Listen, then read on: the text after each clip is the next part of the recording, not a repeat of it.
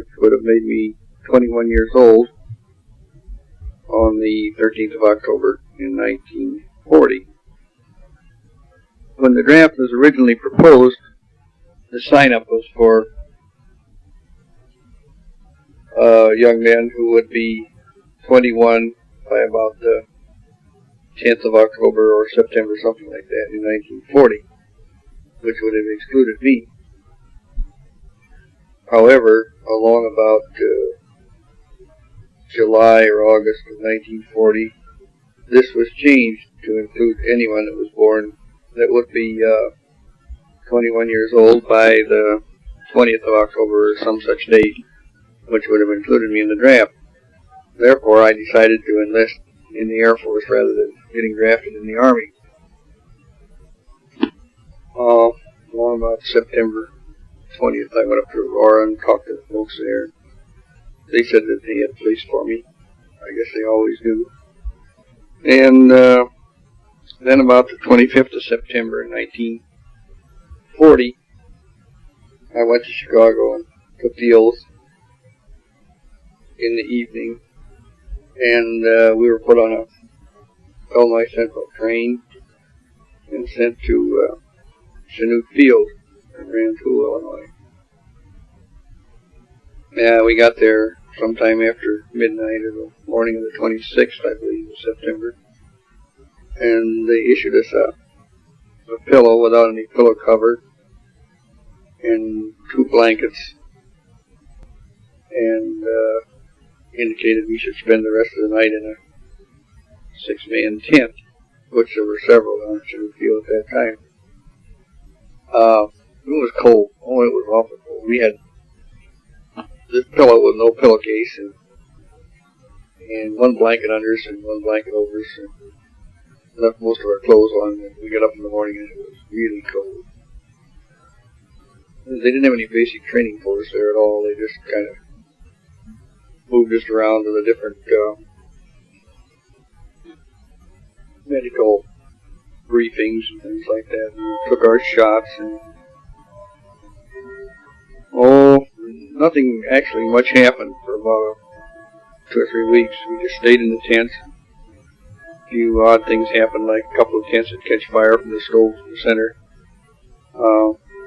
Our tent didn't have a stove, so we didn't have to worry about that. But there was always a little excitement when the tent caught on fire. They were pretty close together. And some of them I seriously think were ours, or just something to do. And along about October, I had applied for Lake Trainer School. And it didn't start till January sometime. Maybe it was December. I don't know. Anyway, in the meantime, they put me on to work with the fire marshal on the Chanute Field. I just can't remember his name. But there were a couple other of us fellows in the same group. One of them was named Eads, and the other was Connor. And we'd go to the fire department every morning after we got done eating breakfast. Sit around there and all polish the trucks, or go around and check the fire hydrants to see if the water hadn't leaked up near the top so they'd freeze. It was getting along toward winter, and it was pretty nasty. It wasn't a bad job, though. I really enjoyed it.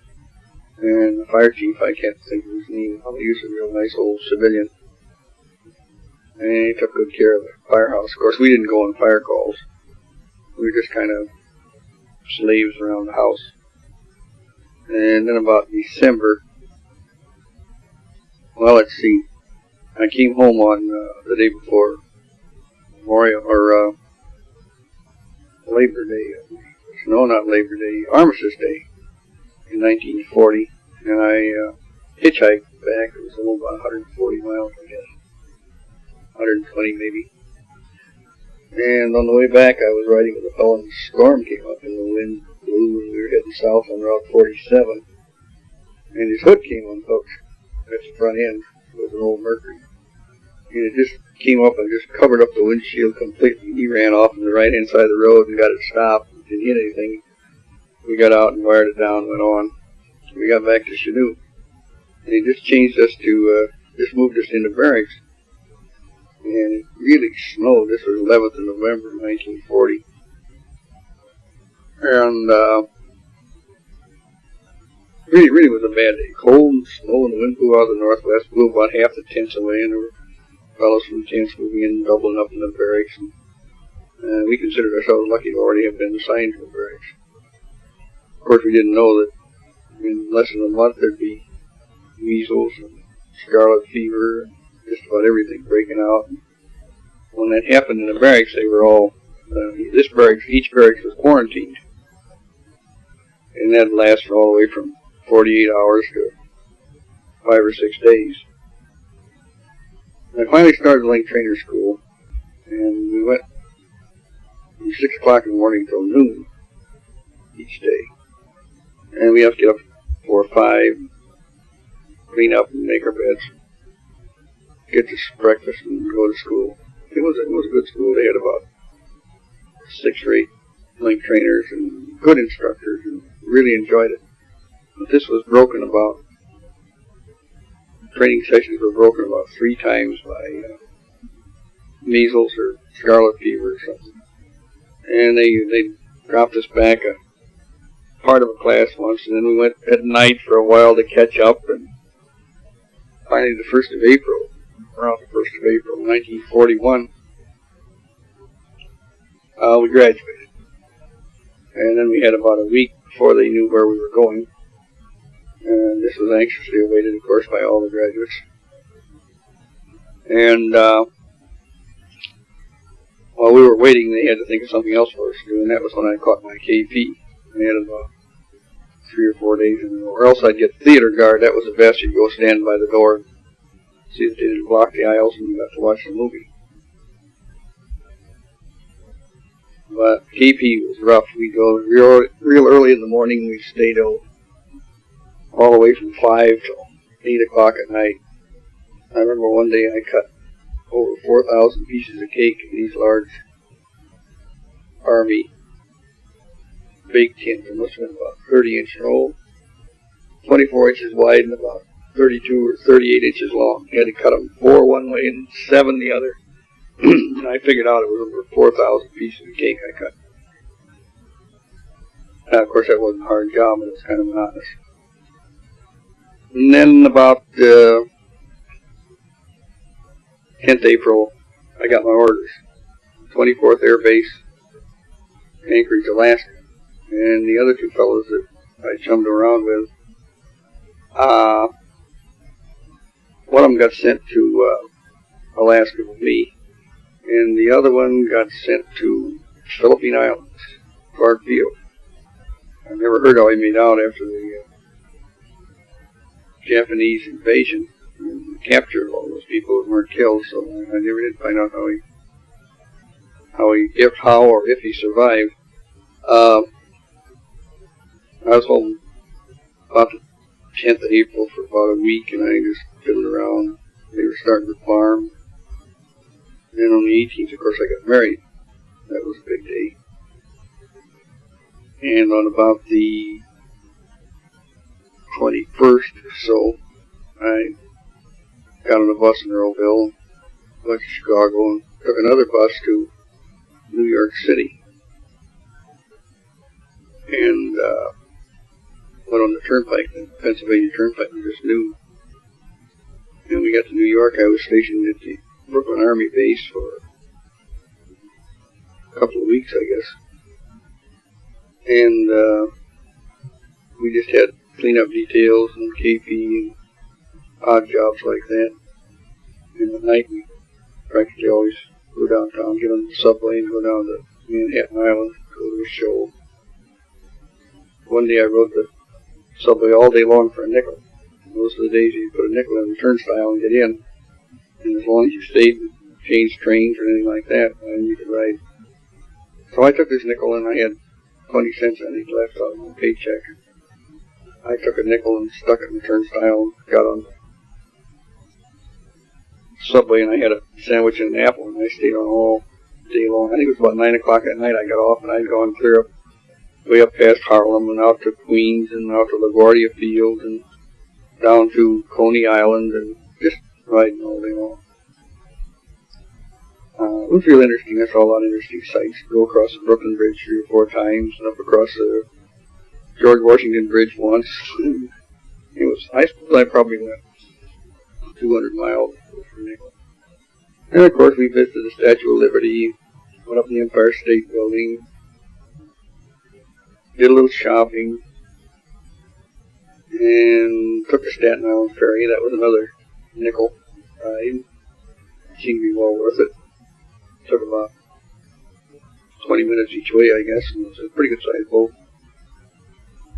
And finally they ordered us up from Brooklyn up to Fort Slocum. It's an island, small island off New Rochelle, New York. This is New Rochelle, New York. And it was rough. They had us doing something all the time. They'd make us get a haircut if we hadn't had one for 2 or 3 days. There was a bunch of old lieutenant colonels over there in charge of the island, I guess. And they'd just stand around and look for you to do something wrong, and then they would immediately relay it down to you through the sergeants in no uncertain terms. We'd pick up paper on the parade ground, and we'd rake leaves, and just all the time. We were busy all the time in Fort Slocum, and everybody just hated it. And it was pretty hot. This was in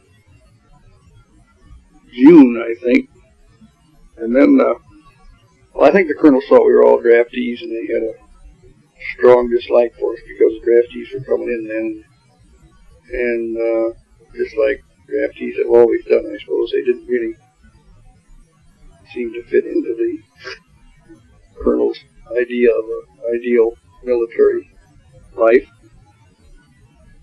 And then about the latter part of June, we got on a special train. Must have been 100 of us. Engine and 3 cars and a baggage car. And we got on the train at New Rochelle. And we took off for San Francisco. You see, at Brooklyn Army Base, they were going to take us around through the Panama Canal to Alaska. But when we got up to Fort, they decided they weren't going to do that anymore. So they took us to Fort Slocum, and from there we got on this train. And it went day and night steady. Oh, I don't know, it was about 3 days, I guess. 2.5 days. A real fast train. Going through Texas, it was some of the track was washed out, and they had to go real slow. It was pretty monotonous. Nothing to do on the train, of course. Just eat, sleep, read, tell stories. We got to San Francisco in the middle of June. The sergeant in charge gave us a big briefing talk when we got off the train. And we went to Angel Island. We got off the train in, I guess it was Oakland. Then we got on it was actually in San Francisco. Then we went down to the foot of the Van Ness Street. We got on a ferry. And it took us right past Alcatraz Island, and we went past this a little further out into the bay, and here's Angel Island. It's about 3 miles, I suppose, in diameter. Got a mountain in the center, about 1,000 feet or so. There's an army barracks there, and that was almost as bad as Fort Slocum. We did KP there. We started at 4 o'clock in the morning, and after KP, they'd find something else for you to do too. And they had real tough sergeants. It was a real poor place to be. Nobody enjoyed themselves. The only thing that was good was they had free movies, and Sunday you'd get off and we had a ball team. Some of the other fellows and I walked around the island one Sunday. It was about, 3 or 4 miles, I guess, around the island. And then we climbed up to the peak, looked around, watched the China Clipper, the flying boat take off for China. This was in the latter part of June, 1941. And we could see both bridges from Angel Island and the skyline from San Francisco. And of course, they'd let us go about once a week, or sometimes twice a week. They'd let us take the ferry over to the mainland of San Francisco, and that was always interesting going to see some of the sights in San Francisco. And then about the 20th of June or 25th, something like that, we got on the U.S. Grant, a troop ship, long and narrow, and we started for Seattle. And that took about a day and a half, I guess. and it really rolled up. We got out, went underneath the Golden Gate Bridge, and turned right and started up the coast, and we stopped in Astoria, Oregon. Got off. I don't know what they stopped for, but we went in there, and they let us off the boat for a while. And we walked around town, but there wasn't much to see in 41, so we came back down the boat. And that night we sailed again. Or no, I guess it was the next morning. When we got out we had a pilot aboard. Looked like he was 70 years old. We got out to the ocean from Astoria. It's kind of little. Well, it's the end of the Columbia River there, I guess. And the waves were really high. We were still on the U.S. Grant. And out where we hit the ocean, there was a fellow in a rowboat, and the waves were at least 30 feet high. And this 70-year-old pilot, they stopped the ship. The boy in the rowboat came rowing up alongside, and actually the water went up and down the side of the General Grant at least 30 feet, at least. And this old 70-year-old man, he went down the ladder on the side of the ship a little ways. This rowboat would go up and down, and finally he stood there and held on with one hand and one foot. And when the rowboat was just in the right place and came up the side of the ship, he just dropped into it. And that would make anybody great. Now let's see, the next morning we went in the Strait of Juan de Fuca, or whatever they call it. Went past Port Angeles and Whidbey Island, headed for Seattle. And at Seattle we were unloaded and sent up to Fort Lawton. That was an old Army post up in the north edge of Seattle, right on Puget Sound. And we stayed there for quite a while. We'd go down to Seattle. I think it was about 4 or 5 miles. I know I walked down one Sunday down to the USO or YMCA or something, some kind of a thing they had for servicemen. Played pool, things like that.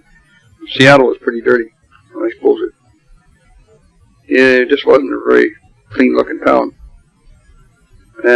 Fort Lawton wasn't too bad. They didn't work us too hard, and we had a few odd jobs, but nothing really hard work. Moved a piano for a colonel once, and helped mow the lawn, pick things up, move things around. Spent the 4th of July of 1941 in Fort Lawton, Washington. And had the day off, of course. We just walked around, looked at the sights, and took pictures. Then about the 6th or 7th of July, we went down to Seattle and got on a little boat called the Clevedon. Clevedon. I think it was an Italian ship that was captured during World War I. Motor ship, 260 feet or something like that. There were about 14 of us Air Force men on it, and that was all in addition to the crew. And we took off for Seward, Alaska.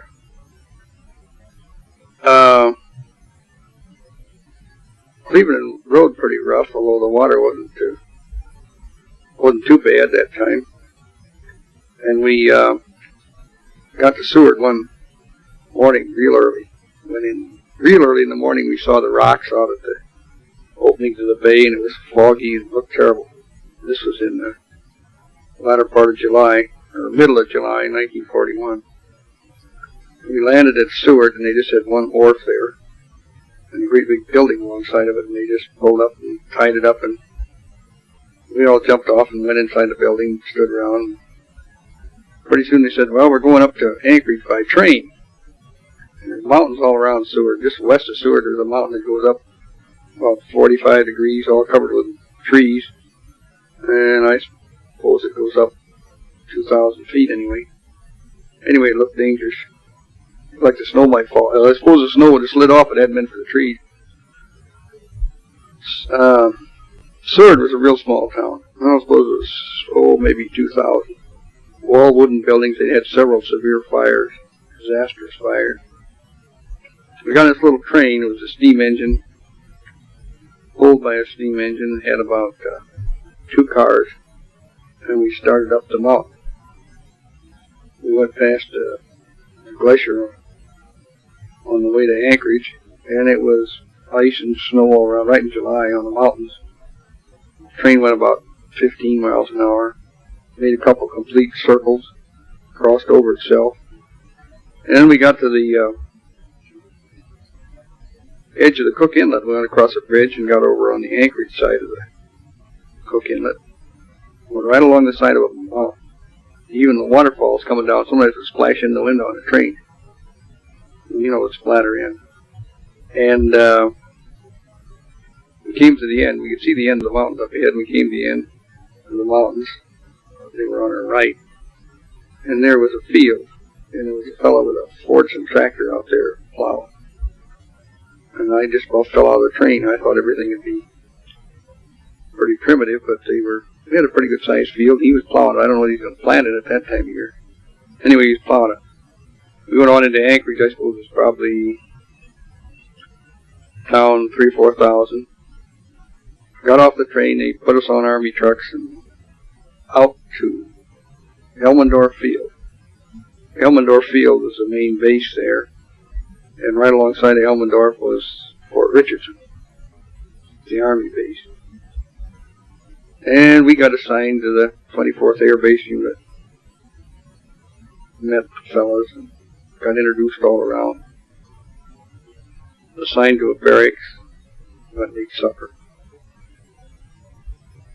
The next morning, went to the usual briefing, and they said they had too many link trainer instructors for machine. They only had one machine, one link trainer, and there were about 5 of us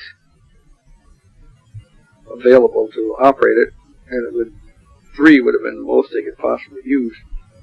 And by very judicious management, we were able to all be retained as link trainer instructors, and we worked short hours.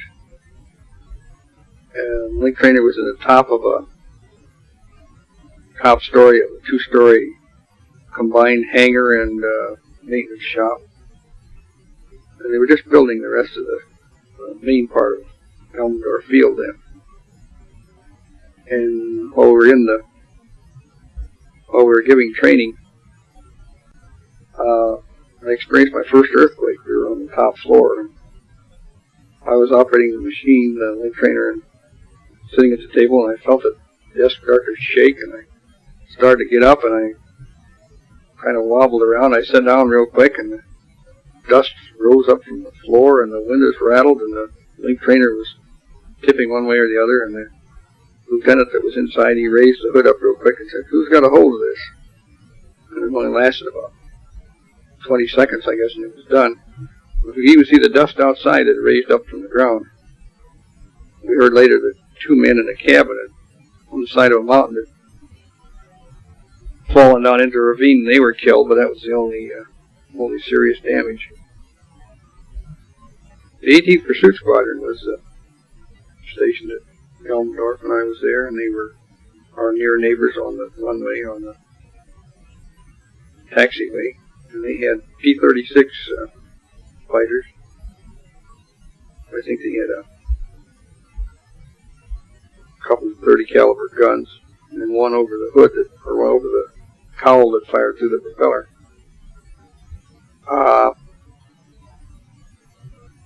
They weren't very formidable looking, but they were very maneuverable. Another thing about them, when it got a little later in the fall, they were awfully hard to start. They had a shotgun starter. They put a shell inside the plane someplace in a little case and close it up, and then they fire it, and the engine turned about 1 revolution, and then generally it would stop. And I had seen as many as 50 of those shotgun casings out on the taxiway there where somebody tried to start a plane. And they had ropes that they put on the props, and 2 or 3 guys take hold of them and pull them through. And that also was a little futile. But once they got them in the air, 9 of them could do a loop, and they'd all be in the loop at once. And they do Evelmans and Cuban 8s and very maneuverable airplane. Real pretty. I didn't know any of the pilots personally, except this one Hazeltine, who I ran into about 5 years later in Clark Field in the Philippine Islands. When I was there, I was kind of interested in navigation, and there was a navigating officer there, Lieutenant B.E.R.O. Barrow. He kind of took an interest in me, I guess. So he'd give me some forms and things to work navigation problems, and I built myself a section that I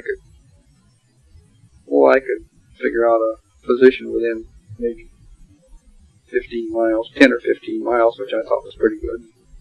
He seemed to think that was rather surprising because I made it out of wood and with a protractor and magnifying glass and a level out of a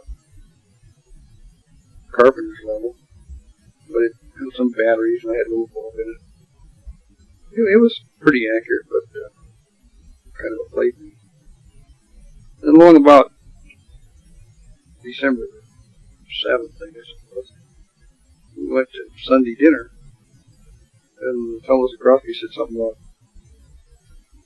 they had a big Japanese were attacking Pearl Harbor. And one of the fellows across the table from me said, yeah, he said he started that rumor. And about 10 minutes later, it became pretty general.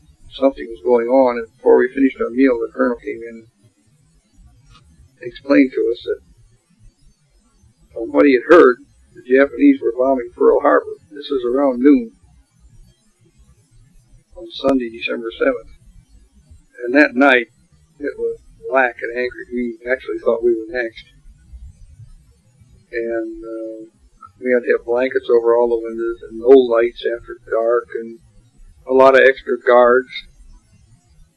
And within a week, why, 3 of the link trainer operators instructors were put on guard duty.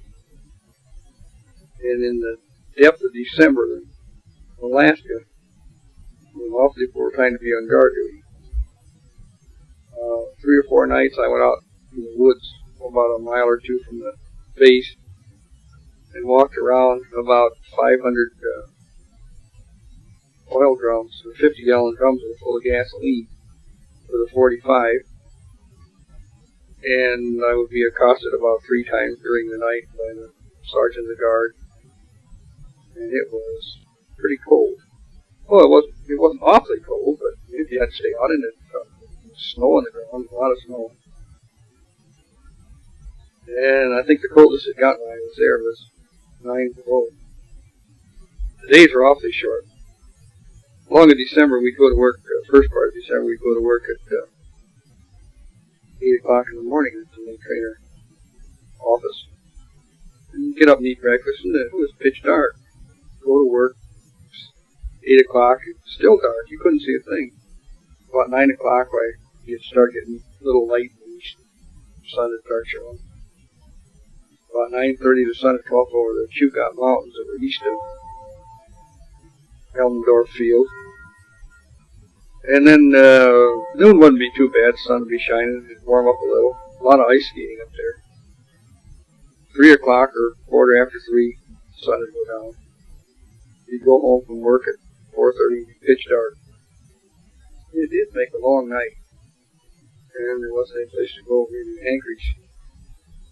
Didn't have many, well, they did have a Red Cross station, or whatever you call it there, just before I left, but I just went to it once. And along about January, they had a big call for pilots. Well, I immediately rushed over to the medical officer, and he said, no, my visual accommodation is insufficient. I had a little trouble in my eyes, so I immediately started eating carrots and taking vitamin A pills and all kinds of subterfuges to become accepted. And then along the 1st of February, he came out with a paper again. Anybody wanted to go, could go. So I went and took the test, and I passed. I got my orders. Around the 1st of March, I went down to Seward on the train, got on to St. Mihiel. That was a huge boat. And we took off from Seward and went out into the Bay of Alaska, and it blew up a terrible storm. And it snowed, and it was just awful. And we were out about one day, I guess, till we got to, it seemed like it was Cape Spencer. I don't know for sure. Anyway, it was the north end of the Inland Passage. And from then on down the west coast of Canada, we went on the Inland Passage. It was beautiful. It was cloudy and windy, but the water was smooth. Beautiful scenery. We stopped at Ketchikan. I don't know why. We stopped there for a while. And one of the boys I used to know was running an Air Force crash boat there. He came up alongside and brought some mail. I talked to him a little. He was surprised to see me, of course. There were about 30 of us going back to cadet school. And we got back, we landed in Seattle again. Must have been the middle of March, 1941. And we were there maybe 2 or 3 days. And it changed entirely. There were a lot more men there, and it was a lot stricter, and it was just much worse than it was the summer before. And around the 15th of March or so, we got on a train. And we went by train to Santa Ana, California, south of Los Angeles. And we were put into a big holding base there, I guess, staging base. And there were a lot of men there. Some of them going to cadets and some weren't. And that was the first time I ever saw Bob Hope. It was around the latter part of March or the 1st of April in 1941. He came and gave one of his early USO shows, and it was pretty good. He told a few shady jokes, and they had several luscious-looking females on the program. It was well received. Then about the 1st of April, they shipped us out to Ontario, California. This is just east of Pomona, east of Los Angeles, about 20 miles. And we were south of Ontario. This base is Cal Aero Academy. It looked like a country club. Nice one-story dormitories and 2 men to a room. And they had covered walkways all around, and everything was really A1. PT-17 Stearmans. We started training about 1st April, 5th April, something like that. And I had about 3 different instructors before I sold them. The first one, his name was Brown. Mr. Brown. He was an old farmer that lived near Ontario, and he farmed, and he also taught aviation cadets just as a sideline. First day he took me up, we flew around a while, and he said, there's a hawk down there a little bit on, chasing a little. I never got sick in a plane in my life, and I didn't then, but that was about the closest. He said, check your safety belt, hang on, it might turn pretty quick. So I took hold of the sides, and he dove at this hawk, and the hawk was soaring about 400 feet off the ground. And he'd go around the hawk and turn, and it seemed like about 300 feet, and he'd come back again, and the hawk was rather seriously annoyed. And one time I thought we got him with the inner wing flying wires, but it just evidently was on the outside of the outside strut. Mr. Brown, he was laughing. That was a big time. I imagine he was 45 years old or 50. He wore glasses, medium size. He weighed about 180. And then he quit. I don't think that had anything to do with it. I only had about 3 hours training from him, and then another instructor came. He was quite a turnover instructor at Cal Aero. And another instructor taught me for about 6 hours, and something happened. He got transferred to basic. And the last instructor I had before I soloed, he was a real nice guy. And I think I had about 11 hours when I soloed, 10:30 or something like that. I soloed. It didn't bother me. I always landed in the grass. And if I was going a little bit sideways, I would just slip. And primary was a lot of fun. We did quite a bit of solo work after we had solo runs. And every once in a while you'd see a unauthorized formation go by. And you're first starting to fly when somebody pulls in and flies formation with you. It's a little frightening. It seems impossible that they won't hit you somewhere. And at the end of primary, we had a test by an Army instructor. And he took me up, or rather, I guess I took him up. We flew around a while. He seemed to be satisfied with most of the things I did. Some of them he kind of shook his head. And we did lazy 8s and chandelles and the snap roll, and didn't do a loop with him. And several other things. Finally went back to base. He said, go on the pattern, so I entered the pattern satisfactorily, I guess. He didn't say anything. And I got on the downwind leg and turned on the base, and everything was all right. And I started turning on the final. He said, where are you going to land? And I said, right down there alongside the runway. He said, no, land on the blacktop. And that was the first time I landed on the blacktop. And I came down with my normal 15-degree crab, I guess.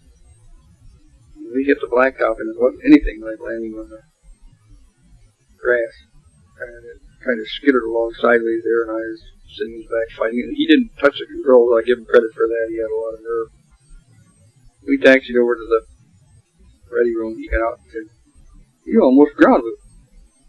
And I told him, yes, I never landed on the blacktop. He said, no, practice that. And he got out his paper and he started writing down a whole bunch of things. Finally he said, well, it wasn't a very good ride. He said, but Uncle Sam really needs pilots, so I'll pass you on basic. Naturally, I was elated. Basic, we went into BT-13s, low wing, 6 landing gear, Vultees. Nice airplane. That was the first airplane I flew at night, so that's a pretty cool. Especially when there's a lot of traffic. The only thing really good about it was Los Angeles. We were close enough to Los Angeles we could see it real well from the air at night. Of course, they didn't black out the West Coast. It was all lit up. It was a really nice sight. But we only had about a 6-mile square practice area, or 4 of them rather, on 4 corners of the field, and it always seemed as though someone was closer to you than they should be. And it took a little figuring to say, well, now, this is a green light, or this is a red light, which way is it going? And you're always worried about your instruments and how high you were. You had to maintain a certain altitude. And once in a while, they'd let down somebody from the 6,000-foot altitude when you were flying in the 5,000-foot altitude. And it was always exciting to watch him go by.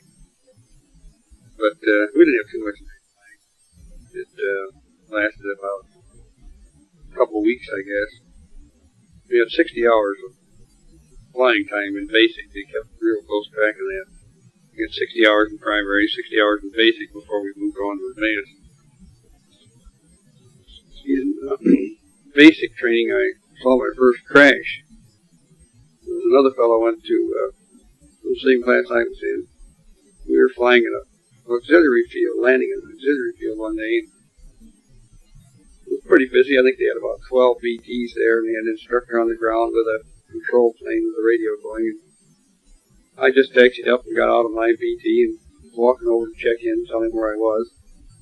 I looked over and there were 2 BTs on the final approach. And the one in the rear, the furthest from the field, all of a sudden looked like he stalled, and he made a sharp turn to the left and he started right straight down. And just disappeared behind a hill. It was about a mile from the field. You couldn't see what happened to him. And I rushed over to the control plane and I said, one of the planes looked like it went down. And so the instructor in the control plane called the other planes in the pattern, asked if they'd seen anything. No, they didn't see anything. He started counting the planes. He said, no, I think they're all here. And I said, well, I don't. I ran over to the edge of this hill. It was a little way back from the end of the runway. Looked over the top and there was a lake down there, about a half a mile away. It was about Fuller's Lake, is the name of it. And right in the middle of it, there was a landing gear of a BT sticking out of the water and part of the tail upside down in the water. And so then I rushed back and told him there was a plane in the lake. Just about that time he heard that there was one in. And we got in the bus that took us over there. And the bus moved down pretty close to the edge of the lake, and we jumped out. And by that time, there was somebody, of course we couldn't tell who it was out of the airplane and was sitting on the inverted plane, right on the fuselage. He was about half out of the water, and he was hanging on the landing gear, which was pointing straight up. And I took off my flight coveralls, and I was going to wade out. I didn't think it was very deep, and just about that time a rowboat came rolling down the lake real fast. And they pulled over to the plane, and this fellow was able to climb in. And the rowboat brought him to shore. His face was all cut up real bad. And you could tell who he was. It was Monty Powell. It was one of our buddies. And he was gagging, spitting up blood and water. We laid him there on the grass and called for the bus to come on down. And I took my coveralls off, and we put those on him to kind of keep him from getting too cold. And then we put him in the bus. And he could talk. He said he just felt like he was all full of mud, and he was bleeding pretty bad, and we kind of bandaged him up. And took him in the bus, and we went up this hill where the ambulance was on its way then. We took him up to the top of the hill and took him out of the bus and laid him on the ground there. And I thought he was just about gone, but he was still conscious. The ambulance came, and he just followed him right up and put him in the ambulance and took him to the hospital. The plane was just completely wrecked. The wings were torn clear off the fuselage. And actually, the wing was in a different place. It landed almost, he hit the water almost straight down. He stalled out on his final approach. And 3 days later, he was out of the hospital. His face, his forehead was all scarred up real bad. One of his eyes was pretty badly bruised, but he didn't lose any of his facilities. And later on, I heard he went into glider training. We got an awful lecture from the medical officer of the base for moving him, for carrying him in the bus. But the ambulance, I don't know why, I suppose the ambulance could have gotten down there, but they didn't seem to think that they would. And this bus was a pretty sturdy machine, and of course we carried him in the bus. He was sitting in the seat. And I sat alongside him in my underwear, actually, because that's all I had left. And we got him off the top of the hill. Oh, he was all right, but I suppose it would have been better to leave him there. We hadn't had any first aid training, and we thought the quicker we could get him to an ambulance, the better. But he turned out all right. He didn't. They did drop him out of the class, of course. If you wrecked the plane, you were automatically out. And it was a real spectacular crash. He said he hit the water. I talked to him later. He hit the water. He was doing about 200 miles an hour, he thought. He stalled in the final approach, and he got into the wing wash of the plane ahead of him, the prop wash, and he stalled it out, and he went to put the throttle on. He claimed that it didn't take, and it dropped off in the left wing and just made a left steep spiral right into the water. And the instrument panel was all caved in. His head had hit right at the compass, and it all caved in. And it was just miraculous that he didn't get a severe skull fracture. I don't think he even had what they called a concussion. He was just a real lucky boy.